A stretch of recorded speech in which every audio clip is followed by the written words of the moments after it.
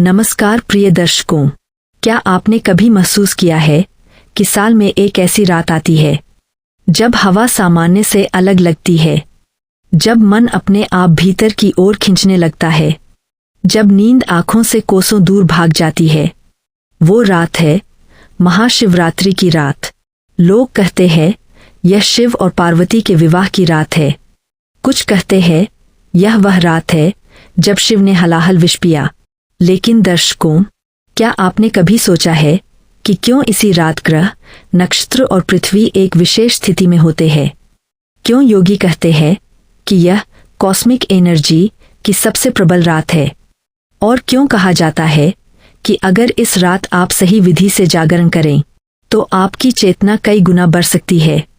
आज हम सिर्फ कथा नहीं सुनेंगे, हम रहस्य को खोलेंगे, विज्ञान को समझेंगे और जानेंगे कि महाशिवरात्रि की असली शक्ति क्या है। अगर आप सच में भोलेनाथ पर विश्वास रखते हैं तो कमेंट में अभी लिख दीजिए, हर हर महादेव। अध्याय 1, जब शिव पहली बार प्रकट हुए। अनंत अग्नि स्तंभ का रहस्य। समय की शुरुआत। जब न दिन था न रात, न आकाश था न धरती, बस एक अनंत शून्य। तभी सृष्टि के दो महान देवताओं ब्रह्मा और विष्णु के बीच विवाद छिड़ गया। श्रेष्ठ कौन है? विवाद बढ़ा, ऊर्जा टकराई और तभी अचानक ब्रह्मांड के मध्य एक अनंत प्रकाश स्तंभ प्रकट हुआ। ना उसका आरंभ, ना उसका अंत। वह था ज्योतिर्लिंग, शिव का निराकार स्वरूप। विष्णु वराह बनकर नीचे गए, ब्रह्मा हंस बनकर ऊपर उड़े। हजारों वर्षों तक खोजते रहे पर छोर ना मिला। विष्णु लौट आए, सिर झुकाकर बोले, आप ही अनंत है। लेकिन ब्रह्मा ने अहंकार में झूठ बोला और उसी क्षण प्रकाश फटा। वहां प्रकट हुए स्वयं शिव। उन्होंने कहा, जो अहंकार करेगा उसकी पूजा नहीं होगी। और तभी से ब्रह्मा की पूजा दुर्लभ हो गई। दर्शकों, महाशिवरात्रि की यह पहली घटना हमें क्या सिखाती है? अहंकार से बड़ा कोई शत्रु नहीं। अध्याय 2, समुद्र मंथन और नीलकंठ का जन्म। जब देव और असुर अमृत के लिए लड़े, तब निकला कालकूट विष, इतना घातक कि पूरा ब्रह्मांड जलने लगा। तभी सभी देवता कैलाश पहुंचे। शिव ने बिना सोचे, बिना शर्त वह विष पी लिया। उनका कंठ नीला पड़ गया। तभी से वे कहलाए नीलकंठ। लेकिन दर्शकों, यहीं से महाशिवरात्रि का विज्ञान शुरू होता है। विष शरीर में आग पैदा करता है। उसे शांत करने के लिए जल चढ़ाया गया। आज भी शिवलिंग पर जल चढ़ाने की परंपरा उसी ऊर्जा को संतुलित करने का प्रतीक है। अध्याय 3, क्या सच में इस रात ब्रह्मांडीय ऊर्जा बढ़ती है? वैज्ञानिक शोध बताते हैं कि फाल्गुन कृष्ण चतुर्दशी की रात चंद्रमा पृथ्वी के निकट विशेष स्थिति में होता है। पृथ्वी की गुरुत्वीय ऊर्जा का प्रभाव मानव मस्तिष्क और रीढ़ पर पड़ता है। योगी कहते हैं, अगर इस रात आप रीढ़ सीधी रखकर जागरण करें तो ऊर्जा ऊपर उठती है। इसीलिए शिवलिंग गोलाकार है, ऊर्जा का प्रतीक। इसीलिए लोग रात भर जागते हैं। अध्याय 4, गिरनार का रहस्य और मृगी कुंड।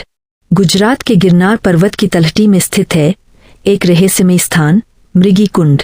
कहा जाता है महाशिवरात्रि की आधी रात को नागा साधु यहाँ स्नान करते हैं। कुछ साधु लौटकर नहीं आते। क्या यह गुफाओं का जाल है? क्या यह भूमिगत मार्ग है? या यह सिर्फ कथा? लेकिन दर्शकों, एक बात सत्य है, यह पर्वत सदियों से तपस्वियों की साधना का केंद्र रहा है। अध्याय 5, सती से पार्वती प्रेम जो तपस्या बन गया।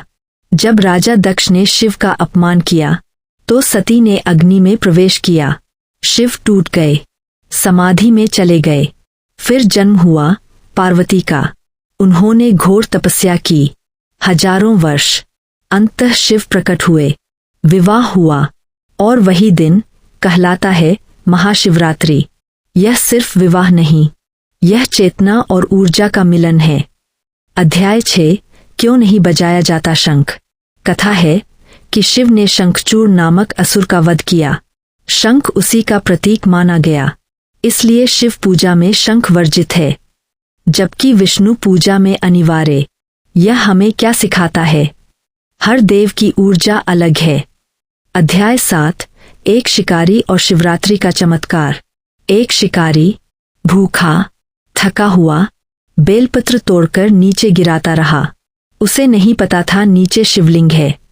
अनजाने में व्रत, अनजाने में पूजा, रात भर जागरण। सुबह उसका हृदय बदल चुका था। वह हिंसा छोड़ चुका था। दर्शकों, यही है शिव की महिमा। अध्याय 8। महाशिवरात्रि का गुप्त साधना सूत्र। अगर आप सच में इस रात लाभ चाहते हैं तो रात 12 से 3 बजे के बीच ध्यान करें। रीढ़ सीधी रखें। ओम नमः शिवाय जपें। कम से कम 1 घंटा मौन रखें। आप देखेंगे मन शांत होगा। महाशिवरात्रि सिर्फ त्योहार नहीं, यह है अहंकार का अंत, चेतना का उदय, ऊर्जा का संतुलन, प्रेम का मिलन, त्याग का प्रतीक। शिव न तो सिर्फ मंदिर में है, न केवल हिमालय में। शिव है आपके भीतर। जब आप क्रोध छोड़ते हैं, शिव है। जब आप क्षमा करते हैं, शिव है। जब आप मौन में जाते हैं, शिव है।